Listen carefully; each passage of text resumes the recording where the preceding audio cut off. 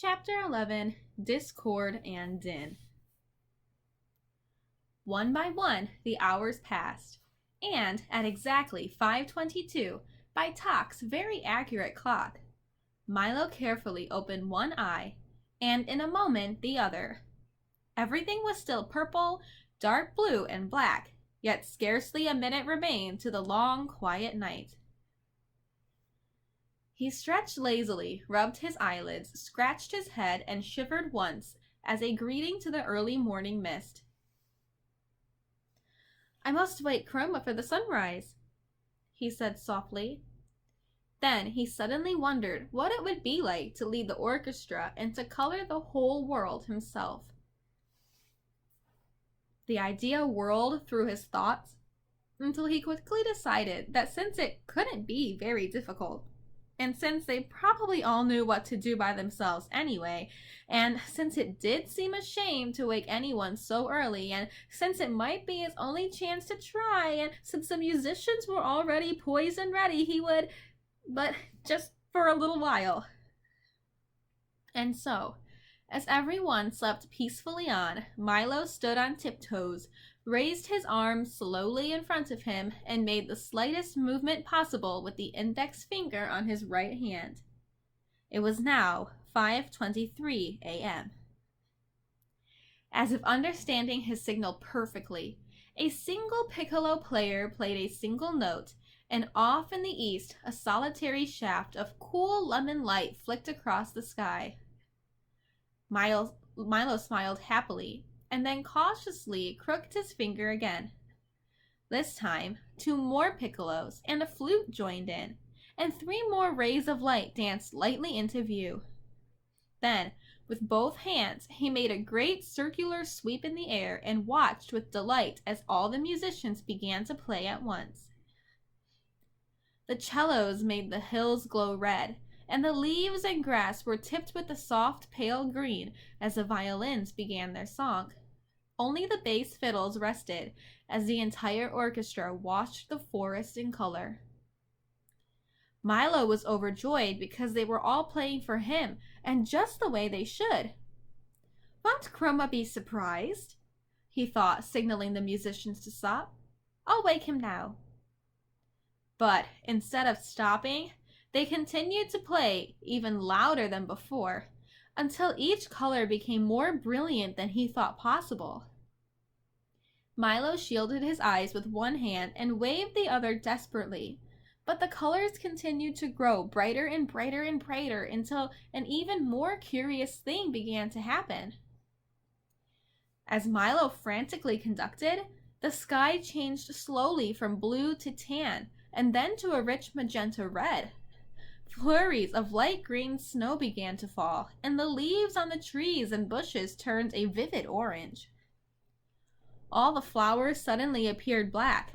The gray rocks became a lovely soft chartreuse, and even peacefully sleeping Tock changed from a brown to a magnificent ultramarine. Nothing was the color it should have been, and yet the more he tried to straighten things out, the worse they became. "Oh, I wish I hadn't started," he thought unhappily as a pale blue blackbird flew by. "That doesn't seem to be any way to stop them." He tried very hard to do everything just the way Chroma had done, but nothing worked.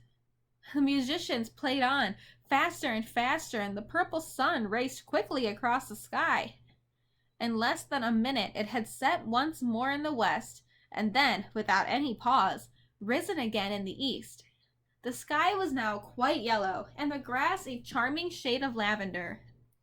7 times the sun rose and almost as quickly disappeared as the colors kept changing. In just a few minutes, a whole week had gone by.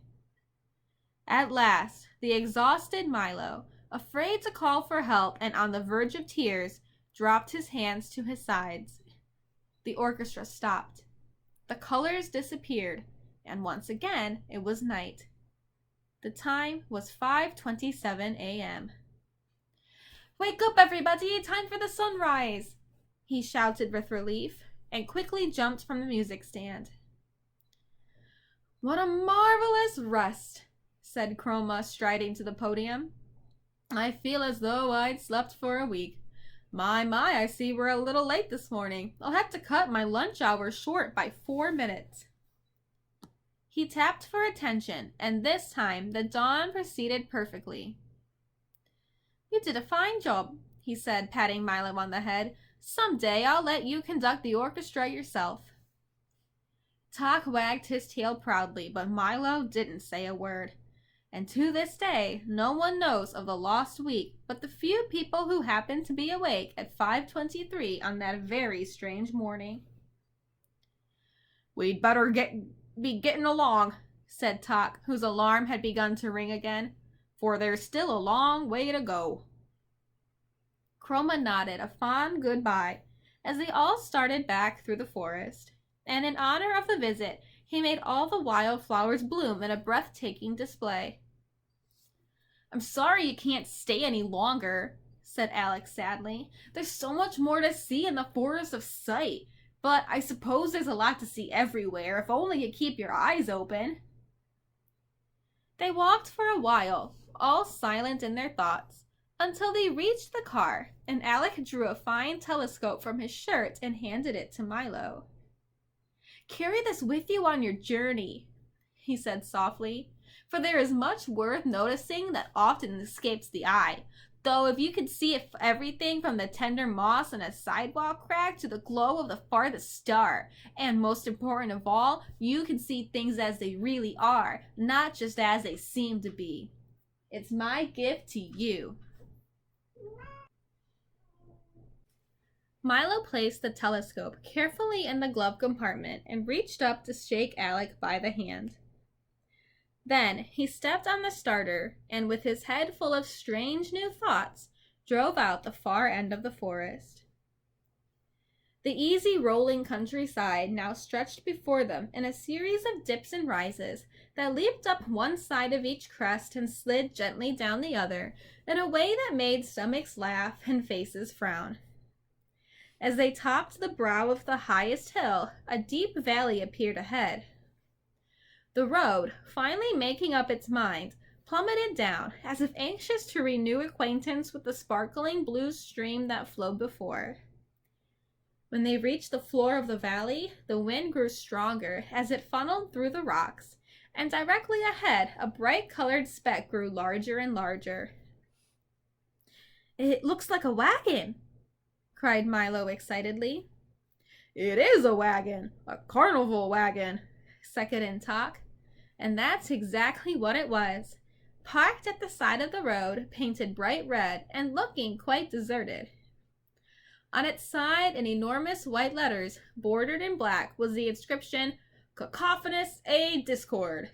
And below it, in slightly smaller black letters bordered in white, was, "Doctor of Dissonance." "Perhaps if someone's at home, he might tell us how far we have to go," said Milo, parking next to the wagon.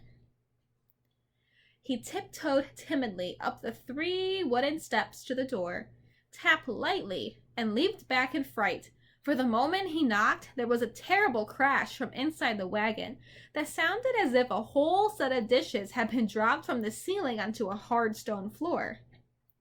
At the same time, the door flew open, and from the dark interior, a hoarse voice inquired, "Have you ever heard a whole set of dishes dropped from the ceiling onto a hard stone floor?" Milo, who had tumbled back off the steps, sat up quickly, while Tok and the humbug rushed from the car to see what had happened. "Well, have you?" insisted the voice, which was so raspy that it made you want to clear your own throat. "Not until just now," replied Milo, getting to his feet. "Ha! I thought not," said the voice happily. "Have you ever heard an ant wearing fur slippers walk across a thick wool carpet?" And before they could answer, he went on in his strange croaking way. "Well, don't just stand there in the cold. Come in, come in. It's lucky you happened by. None of you looks well." The faint glow of a ceiling lamp dimly illuminated the wagon as they cautiously stepped inside. Tok first, eager to defend against all dangers. Milo next, frightened but curious, and the humbug last, ready at any moment to run for his life. "That's right, now let's have a look at you," he said. Very bad, a serious case." The dusty wagon was lined with shelves full of curious boxes and jars of a kind found in old apothecary shops. It looked as though it hadn't been swept out in years. Bits and pieces of equipment lay strewn all over the floor, and at the rear was a heavy wooden table covered with books, bottles, and bric-a-brac. "Have you ever heard a blindfolded octopus unwrap a cellophane-covered bathtub?" he inquired again, as the air was filled with a loud, crinkling, snapping sound. Sitting at the top table, busily mixing and measuring, was the man who had invited them in. He was wearing a long white coat with a stethoscope around his neck and a small round mirror attached to his forehead, and the only noticeable things about him were his tiny mustache and his enormous ears, each of which was fully as large as his head. "Are you a doctor?" asked Milo, trying to feel as well as possible. "I am Cacophonous A. Discord, Doctor of Dissonance," roared the man, and as he spoke, several small explosions and a grinding crash were heard.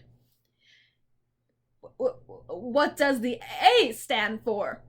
stammered the nervous bug, too frightened to move. "As loud as possible!" bellowed the doctor, and two screeches and a bump accompanied his response. "Now step a little closer and stick out your tongues." "Just as I suspected," he continued, opening a large dusty book and thumbing through the pages. "You're suffering from a severe lack of noise." He began to jump around the wagon, snatching bottles from the shelves until he had a large assortment in various colors and sizes collected at one end of the table. All were neatly labeled: loud cries, soft cries, bangs, bongs, smashes, crashes, swishes, swooshes, snaps and crackles, whistles and gongs, squeaks, squawks, and miscellaneous uproar. After pouring a little of each into a large glass beaker, he stirred the mixture thoroughly with a wooden spoon, watching intently as it smoked and steamed and boiled and bubbled.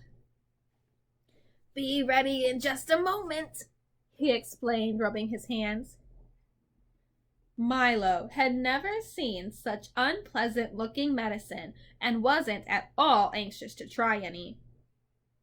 "Just what kind of doctor are you?" he asked suspiciously. "Well, you might say I'm a specialist," said the doctor. "I specialize in noise, all kinds, from the loudest to the softest, and from the slightly annoying to the terribly unpleasant. For instance, have you ever heard a square-wheeled steamroller ride over a street full of hard-boiled eggs?" he asked, and as he did, all that could be heard were loud crunching sounds. "But who would want all those terrible noises?" asked Milo, holding his ears. "Everybody does," said the surprised doctor. "They're very popular today. Why, I'm kept so busy I can hardly fill the orders for noise pills, racket lotion, clamor salve, and Hubbock tonic. That's all people seem to want these days." He stirred the beaker of liquid a few more times, and then, as the steam cleared, continued. "Business wasn't always so good. Years ago, everyone wanted pleasant sounds, and except for a few orders during wars and earthquakes, things were very bad. But then the big cities were built, and there was a great need for honking horns, screeching trains, clanging bells, deafening shouts, piercing streets, gurgling drains, and all the rest of those wonderfully unpleasant sounds we use so much of today. Without them, people would be very unhappy, so I make sure they get as much as they want. Why, if you take a little of my medicine every day, you'll never have to hear beautiful sound again. Here, try some." "If it's all the same to you, I'd rather not," said the humbug, backing away to the far corner of the wagon. I don't want to be cured of beautiful sounds, insisted Milo. Besides, growled Talk, who decided that he didn't much like Dr. Discord, there's no such illness as lack of noise. Of course not, replied the doctor, pouring himself a small glass of the liquid. That's what makes it so difficult to cure. I only treat illnesses that don't exist. That way, if I can't cure them, there's no harm done. Just one of the precautions of the trade, he concluded, and seeing that no one was about to take his medicine, he again reached toward the shelf, removed a dark amber bottle, dusted it carefully, and placed it on the table in front of him. Very well, if you want to all go through life suffering from a noise deficiency, I'll give it all to the din for his lunch, he said, and he uncorked the bottle with a hollow-sounding pop. For a moment, everything was quiet, as Milo, Talk, and the humbug looked intently at the bottle, wondering what Dr. Discord would do next. Then, very faintly at first, they heard a low rumbling that sounded miles away. It grew louder and louder and louder and closer and closer and closer, until it became a deafening, ear-splitting roar that seemed to be coming from inside the tiny bottle. Then, from the bottle, a thick bluish smog spiraled to the ceiling, spread out, and gradually assumed the shape of a thick bluish smog with hands, feet, bright yellow eyes, and a large, frowning mouth. As soon as the smog had gotten completely out of the bottle, it grasped the beaker of liquid, tilted back what would have been its head, if it really had one, and drank it all in 3 gulps. Oh, that was good, master, he bellowed, shaking the whole wagon. I thought you'd never let me out. Terribly cramped in there. This is my assistant, the awful Din, said Dr. Discord. You must forgive his appearance, for he really doesn't have any. You see, he is an orphan whom I raised myself without benefit of governess or any other assistance for. No nurse is a good nurse, interrupted the Din, doubling up with laughter, if you can't imagine a thick bluish smog doubling up with laughter. For I found him, continued the doctor, ignoring this outburst, living alone and unwanted in an abandoned soda bottle without family or relatives. No niece is a good niece, roared the Din again, with a laugh that sounded like several sirens going off at once, and he slapped at where his knees should have been. I brought him here, continued the exasperated Discord, where despite his lack of shape or features, I trained. No nose is a good nose, thundered the Din once again as he collapsed in another fit of hysterics and clutched his sides. I trained him as my assistant in the business of concocting and dispensing noise, finished the doctor, mopping his brow with a handkerchief. No noise is good noise, exclaimed the humbug happily, trying to catch the spirit of things. That's not funny at all, sobbed the Din, who went to a corner and sulked. What is a Din? Asked Milo when he had recovered from the shock of seeing him appear. You mean you've never met an awful Din before? Said Dr. Discord in a surprised tone. Why, I thought everyone had. When you're playing in your room and making a great amount of noise, what do they tell you to stop? That awful Din, admitted Milo. When the neighbors are playing their radio too loud late at night, what do you wish they'd turn down? The awful Din, answered Talk. When the street on your block is being repaired and the pneumatic drills are working all day, what does everyone complain of? The dreadful row, volunteered the humbug brightly. The dreadful row, cried the anguished Din, was my grandfather. He perished in the great silence epidemic of 1712. Milo felt so sorry for the unhappy Din that he gave him his handkerchief, which was immediately covered in bluish, smoggy tears. Thank you, groaned the Din. That's very kind, but I certainly can't understand why you don't like noises, he said. Why, I heard an explosion last week that was so lovely I cried for 2 days. The very thought of it upset him so much that he began to sob all over again in a way that sounded almost exactly like a handful of fingernails being scratched across a mile-long blackboard. He buried his head in the doctor's lap. He's very sensitive, isn't he? Asked Milo, trying to comfort the emotional Din. It's true, agreed Dr. Discord. But he's right, you know. For noise is the most valuable thing in the world. King Kazaz says words are, said Milo. Nonsense, the doctor roared. Why, when a baby wants food, how does he ask? He screams, answered the Din, looking up happily. And when an automobile wants gas? It chokes, he shouted again, jumping for joy. When a river wants water, what does it do? It creaks, bellowed the Din as he collapsed into a fit of uncontrolled laughter. And what happens when a new day begins? It breaks, he gasped joyfully from the floor, a look of utter bliss covering his face. You see how simple it is, the doctor said to Milo, who didn't see at all. And then, turning to the tear-stained, smiling Din, he remarked, Isn't it time for you to go? Where to? Asked Milo. Perhaps we're going the same way. I think not, the Din replied, picking up an armful of empty sacks from the table. For I'm going on my noise collection rounds. You see, once a day I travel throughout the kingdom and collect all the wonderfully horrible and beautifully unpleasant noises that have been made, pack for them into my sacks, and bring them back here for the doctor to make his medicines from. And a good job he does, said Dr. Discord, pounding his fist on the table. So wherever the noise is, that's where you'll find me, said the Din with an appreciative smile. And I must hurry along, for I understand that today there's to be a screech, several loud crashes, and a bit of pandemonium. And in which direction are you going? Asked the doctor, mixing another brew. To Digitopolis, replied Milo. How unfortunate, he said as the Din shuffled toward the door. How very unfortunate, for then you must pass through the Valley of Sound.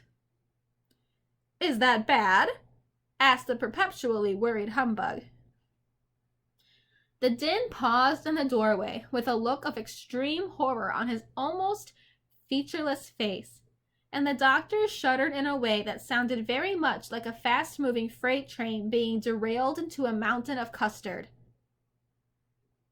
Well, you might ask, for you will find out soon enough, was all he would say, as he sadly bid them farewell, and the Din galloped off on his rounds.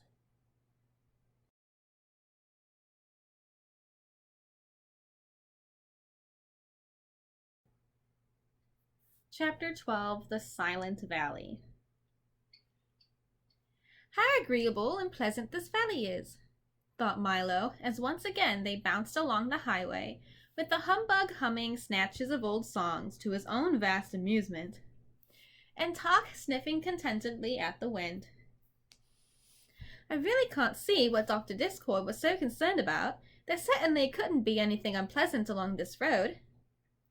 And just as the thought crossed his mind, they passed through a heavy stone gate, and everything was very different. At first, it was difficult to tell just what had changed. It all looked the same, and it all smelled the same, but for some reason, nothing sounded the same. I wonder what's happened, said Milo. At least, that's what he tried to say, for although his lips moved, not a sound came from his mouth. And suddenly, he realized what it was. For Tock was no longer ticking, and the humbug, although happily singing, was doing so in complete silence. The wind no longer rustled the leaves, the car no longer squeaked, and the insects no longer buzzed in the fields.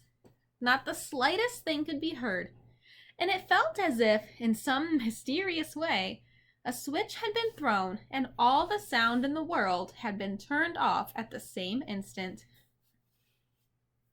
The humbug, suddenly realizing what had happened, leaped to his feet in terror, and Tock worriedly checked to see if he was still keeping time. It was certainly a strange feeling to know that no matter how loudly or softly you chatted or rattled or bumped, it all came out the same way, as nothing. How dreadful, thought Milo as he slowed down the car.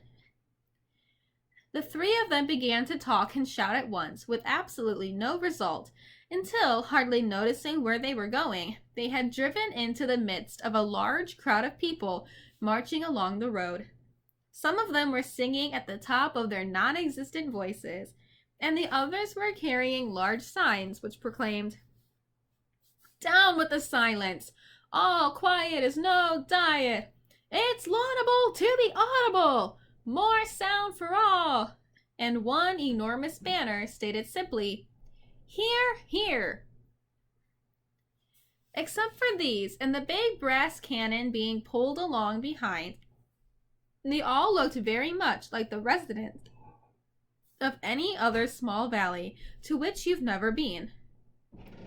When the car had stopped, one of them held up a placard which said, "Welcome to the Valley of Sound," and the others cheered as loud as possible, which was not very loud at all.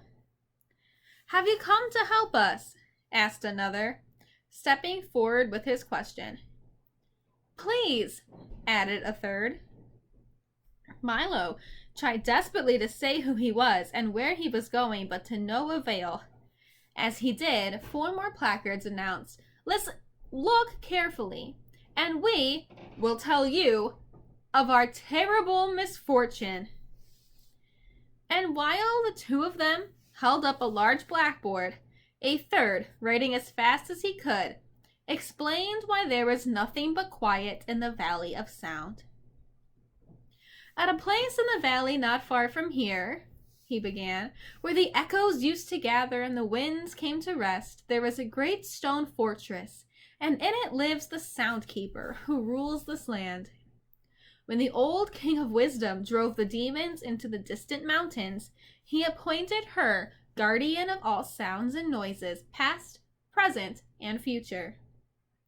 For years, she ruled as a wise and beloved monarch, each morning at sunrise releasing the day's new sounds to be borne by the winds throughout the kingdom, and each night at moonset gathering in the old sounds to be catalogued and filed in the vast storage vaults below." The writer paused for a moment to mop his brow, and then, since the blackboard was full, erased it completely and continued anew from the top. "She was generous to a fault and provided us with all the sound we could possibly use. For singing as we worked, for bubbling pots of stew, for the chop of an axe and the crash of a tree, for the creak of a hinge and the hoot of an owl, for the squish of a shoe in the mud and the friendly tapping of rain on the roof, and for the sweet music of pipes and the sharp snap of winter ice cracking on the ground." He paused again, as a tear of longing rolled from cheek to lip with the sweet salty taste of an old memory. And all these sounds, when once used, would be carefully placed in alphabetical order and neatly kept for future reference. Everyone lived in peace, and the valley flourished as the happy home of sound. But then, things began to change.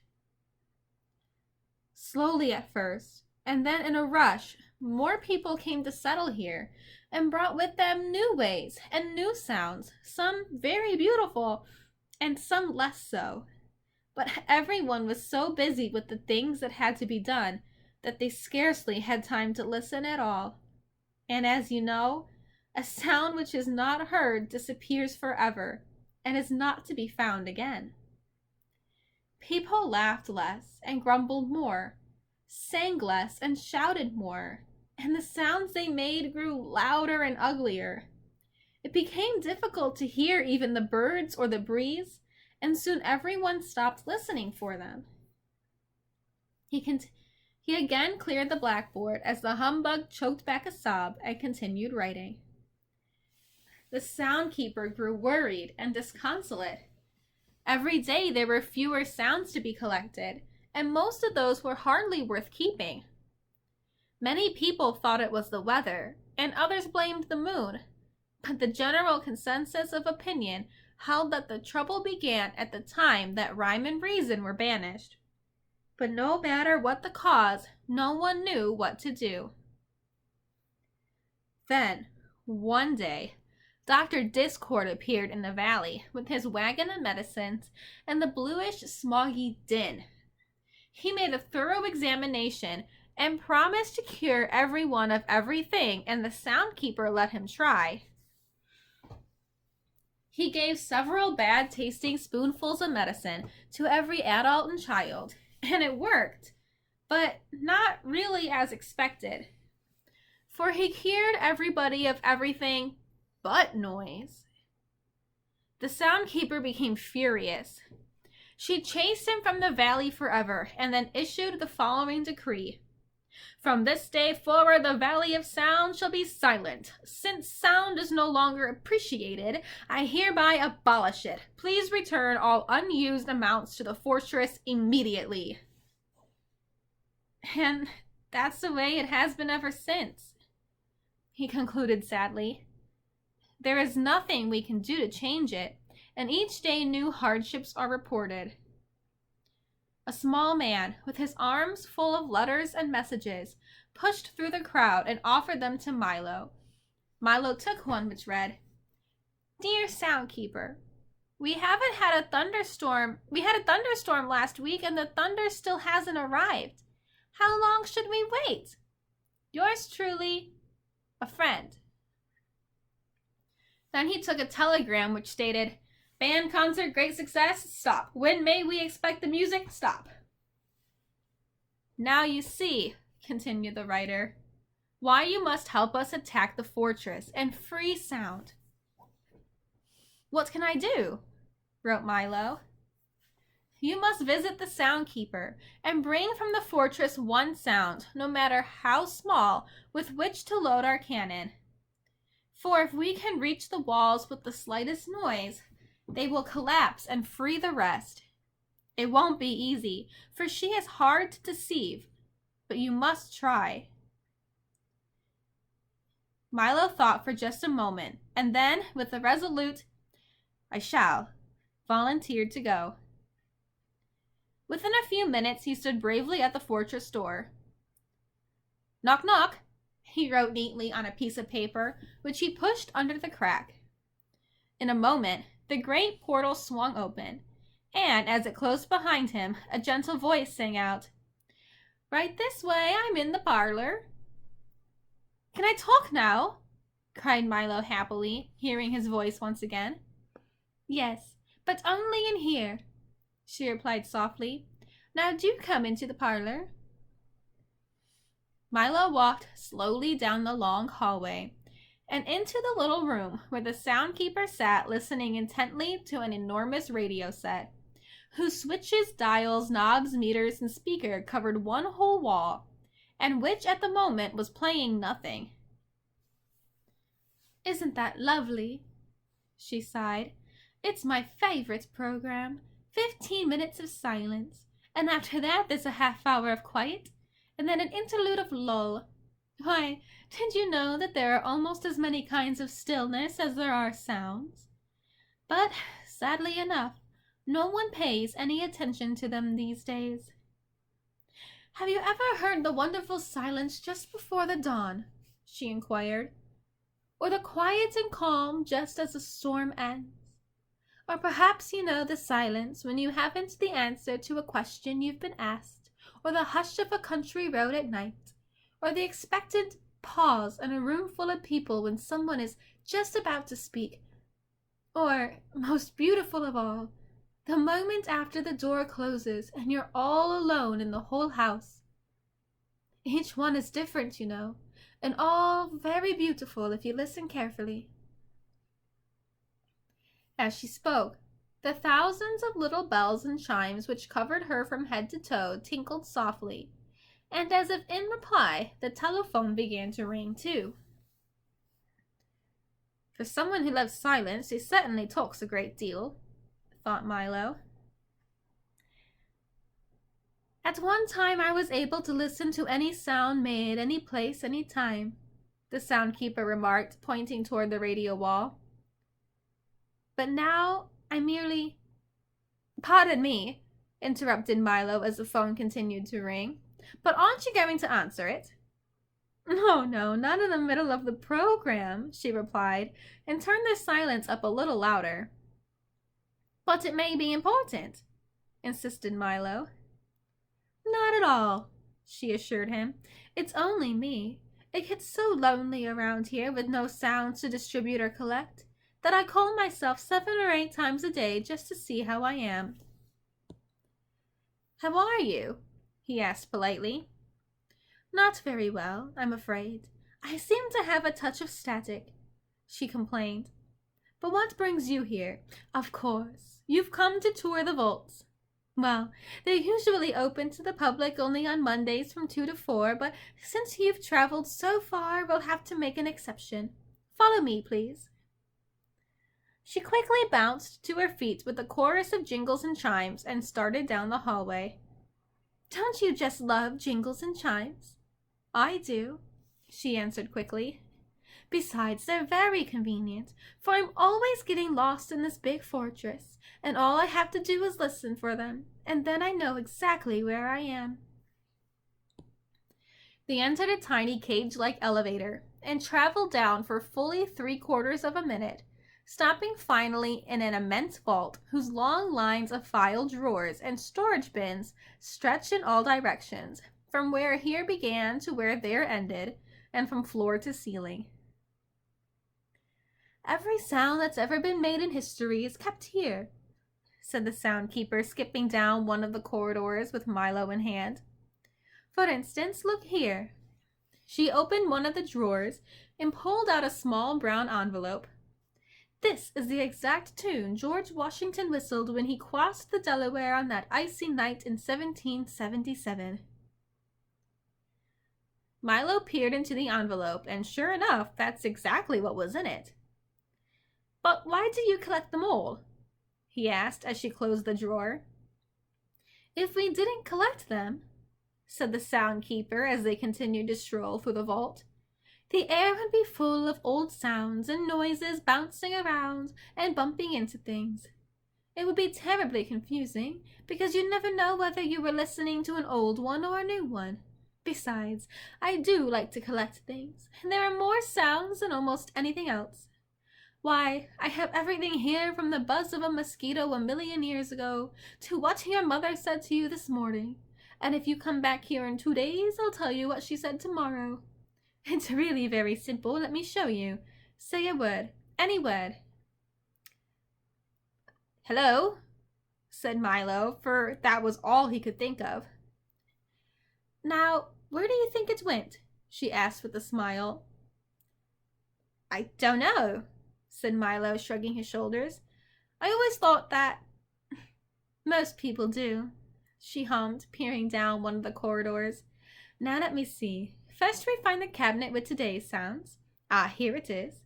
Then we look under G for greetings, then under M for Milo, and here it is, all ready in its envelope. So you see, the whole system is quite automatic. It's a shame we hardly ever use it anymore. That's wonderful, gasped Milo. May I have one little sound as a souvenir? Certainly, she said with pride, and then immediately thinking better of it, added, Not. And don't try to take one because it's strictly against the rules. Milo was crestfallen.